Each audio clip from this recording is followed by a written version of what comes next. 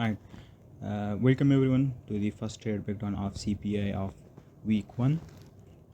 Now, my objective and my goal with this trade breakdown is to make sure that I explain my thought process behind taking these trades and what actually went behind generating this idea on the higher time frame and how I actually executed the trade and how did I actually manage it, right?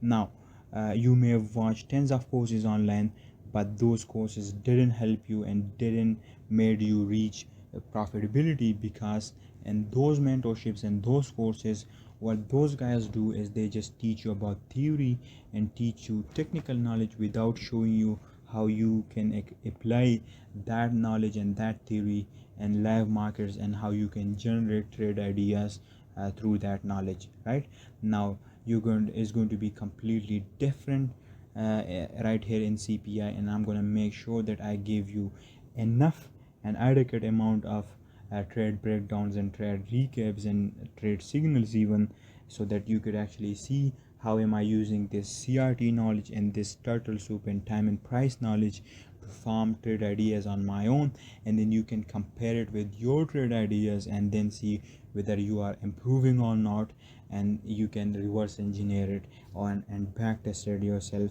and then you're going to reach a certain point where you're going to be able to replicate this knowledge on your own, and you're going to reach a point of optimal performance where you're going to be able to form trade ideas on your own and you're going to be able to execute them, which is obviously going to lead you to profitability and success. Right now, today is Tuesday, right? And so first of all, we are intraday traders, right? Most of us, if not all, are intraday traders, and our job as intraday trader is to exploit the daily range, right? To exploit the daily range and exploit a 4-hour CRT. So our job is intraday traders is to exploit the daily range, not the weekly range, not the monthly range, but just the daily range and a 4-hour CRT, which we are going to use to farm and frame our trade idea and trade setup, and that is going to give us our stop loss, our entries, and our targets. Right now, I'm going to teach you all of them in CPI. But this is basically just an introduction to it and an overview to it of how and of what you can expect from CPI. Right now, first of all, we're going to start off with the weekly time frame. Now, the most important time frame for us intraday traders are the daily, the 4-hour, and the 15-minute time frame, right? And this is being found through time frame alignment, right? It's time frame alignments which tells us what are the optimal time frames for intraday traders. And for us, it's the daily, the 4-hour, and the 15-minute. The daily is going to be used to find drawn liquidity and a certain buys, and the 4-hour is going to be used to find a CRT, right, during the day, which we can use to frame our trade setup on the 15-minute, which is going to be our entry time frame, and then we're going to execute that setup on the 15-minute, and that is going to give us our stop loss, entries, and targets. Right now, on the weekly, right here you can see that we had this CRT right here.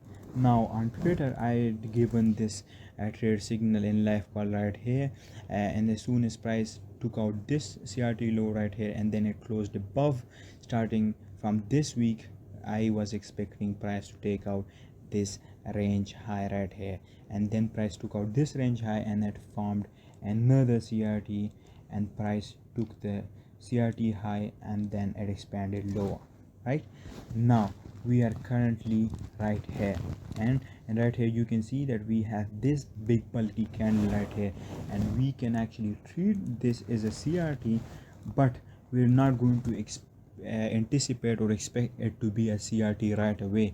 We're going to need a certain context and narrative before we confirm this as our CRT, and I'm going to show you how you're going to do it. If you go to the monthly time frame, then you can see that we have this discount rejection block right here, and on the weekly you can see that this big bulky candle right? And this CRT, this potential CRT, right, uh, close just above this rejection block. Now the way how we're going to expect this CRT to be an actual CRT is if we expect price to come down lower, test this monthly higher time frame rejection block, a discount rejection block here, right, and price to take out this CRT low, and then we can have a reaction from here, and then this reaction can either be till this 50% of the CRT, and then the uh, opposing end of the CRT. Now we're not going to expect it right away, but instead we're going to just expect either a retracement profile or reversal profile. Now market profiles are really important if you want to learn CRT and turtle soup to its max, right? And this weekend chapter I'm going to explain market profiles to you in the most refined, accurate and precise way possible, and after watching that video with multiple examples, you'll never need anything to understand market profiles. You will completely get the idea of how market profiles work and how you can actually combine it with other concepts and other key levels and other periods, etc., to form and generate trade ideas, and how you can use market profiles as filters to avoid bad market conditions, right? Now, as I said, we're going to first of all expect this CRT low to be taken, and then we're going down to the lower time frame, and then based off of the price action on the lower time frame, we are going to decide either we want to treat this candle as a CRT or not. Right now we actually haven't done it yet, so we are going to go down to the daily time frame and see how price action is forming there. Right now I'm going to do this right here, so you can see the 50% of this range right here, and on the lower time frames. Right now on the lower time frame, this is that big bulky candle which can be potentially treated as a weekly CRT. Now this is the 50% of that range.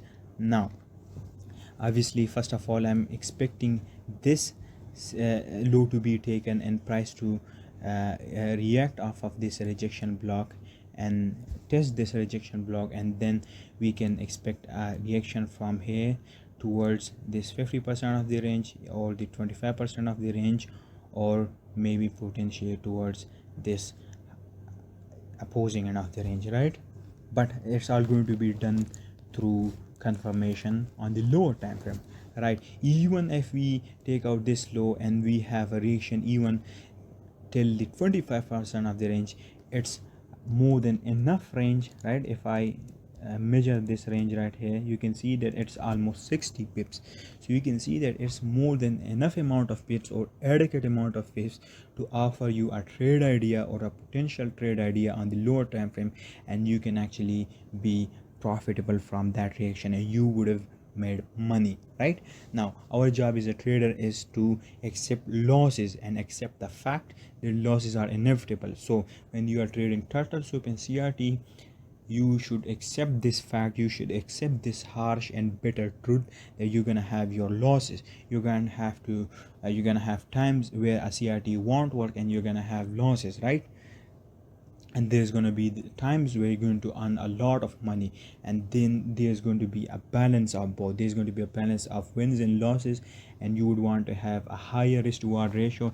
That way at the end of each month you would make sure that you always end the month in green and be profitable and earn money, right?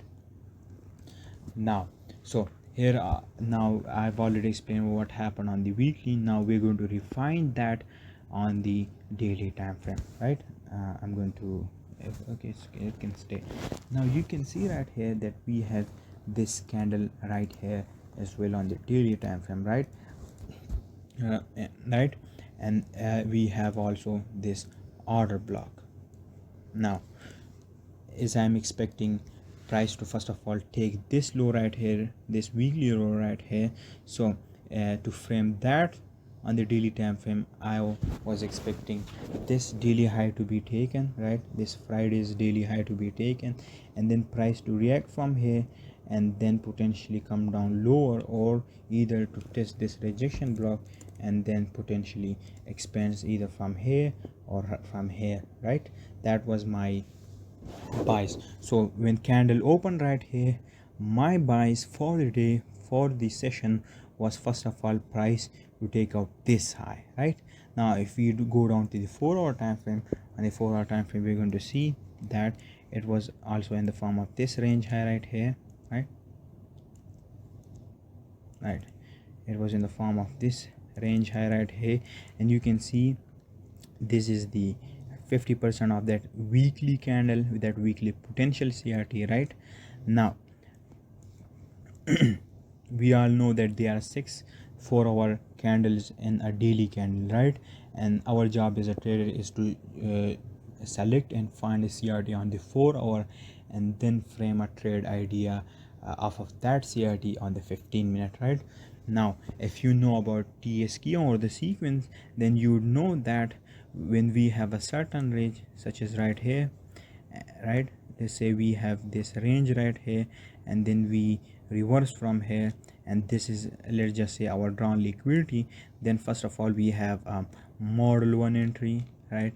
Then price reacts from here, and then it has a turtle soup here, and then before it takes out this high, what happens is this is that price stops right here and then retrace it, and then has another turtle soup before taking out this high. This is what we call a KOD. Now right here you can see that before we took out this daily candles high right here and this range high in the 4-hour, we stopped and came down lower before we actually took out this high, right? So when on Tuesday I was expecting this high to be taken, right? And I only take trades during a certain time of the day, and that time is during the London open kill zone and the New York open kill zone and the London lunch or and the London close kill zone. I avoid taking entries during the Asian range and the CBDR, the central bank's dealers range. I avoid trading during those times, so I only take trades at certain times of the day, and then I even refine those times to such as the 3 a.m. time and the 9 a.m. macro, the 5 a.m. macro, right? I'm going to teach all of them to you throughout these months, but let me explain my thought process to you. Now for some of you it might sound a bit too overwhelming, right? It might sound a lot, but that's exactly my point with these trade breakdowns. Now for some of you, you're going to find this overwhelming, but as you go through these trade breakdowns and you go through CPI and watch all of these chapters about market profile, CRT, turtle soup, Peter raise, and all of these other concepts and profiles, you're going to find out that you are now understanding these trade breakdowns, and you're getting familiar with them, and you are even finding trade ideas on your own in the live markets, right? So it's going to be a long, lengthy, boring process of you studying these breakdowns, studying these outlooks, and studying these weekly chapters, and that's going to develop you as a trader, right? It's going to be boring, and that's how exactly it's meant to be. Now I'm going to remove this right here, and then we're going to deal with the price action right here, right? Now you may know about the 9 p.m. and the 5 p.m. CRT. So this is the 9 p.m. CRT, right? This is basically the Asian range, and this together forms the flout, which is the combination of CBDR and the Asian range, right? Now first of all, I selected this this CRT right here, and I wanted to price to take out this CRT's low, and then find an entry from here towards this drawn liquidity here. So our buys was first of all bullish. Now our buys was bullish, and the reason for that was that we were in the QD stage and the kiss of death stage of this whole sequence, right? And our drawn liquidity was also higher, which was this range high and this daily CRT high right here, right? Now obviously I'm expecting this range high to be taken right here. It can potentially act as our drawn liquidity for our as a target, but my job as an intraday trader using CRT and turtle soup concept is to frame a trade idea within this CRT right here. Now we're going to go down to the 15-minute time frame and then see what happened here. Now you can see right here that this is that CRT 9 p.m. CRT high right here, and this is the 9 p.m. CRT low. And what happened is that price purged this CRT low on the 1:30 a.m. macro, which is basically a huge macro and a really important time for CRT purges, and we purged that and then we closed above and we had a CSD which confirmed our buys and confirmed our drawn liquidity. Now what I did is took a model 1 entry. Now for those of you that know model 1 entry, you're going to see that basically we're going to take an entry at the open of this order block, right, at the high of this order block, right, and then we're going to put our stop loss right below this swing low, and we're going to first of all target the 50% of this range, right. Our first target is going to be the 50% of this range, which is right here, and our second target is going to be the CRT high right here, right. Now so what happened right here is that I took some partials here at this 50% of the range, and then what I did is that put my stop loss at break even, and then I let my trade play out. Price was just about to take this high before it actually reversed from here and got me out of the breakdown. So even though my buys somehow or in some way was wrong, I still made profits, and the way how I actually made it is by taking my entries here and then taking some partials out right here, right. So with CRT what happened that even though my buys was kind of wrong, it was right but it was kind of wrong based on the timing of it, but I still made profit and avoided loss, right. Now then what happened is that price reversed below again, and then we formed this 1 a.m. CRT. Now this was a perfect time for me to take another entry towards that drawn liquidity on the 15 minutes. So I was looking for price to purge this CRT low at the right time, which happened during the 7:30 a.m., which is a good macro for price to purge a CRT low, and it was also the start of the New York Open, right. So we purged the CRT low right here during the New York Open, and then what I was waiting for price to close above the candle that dug below the low. So this was the candle that dug below the low, and then what happened is price closed above this candle's high, and then we could have taken our model entry right here at the high of this order block, and our stop loss could have been right here below this low, and we would target first of all the 50% of range, which is somewhere right here, and then the opposing end of the range, right. So these were the two entries that I had taken on Tuesday. So first of all my expectation was for price to take out this CRT low and then target this one. This trade did not fail. The drawn liquidity and the timing of it itself failed, but I still made profits here.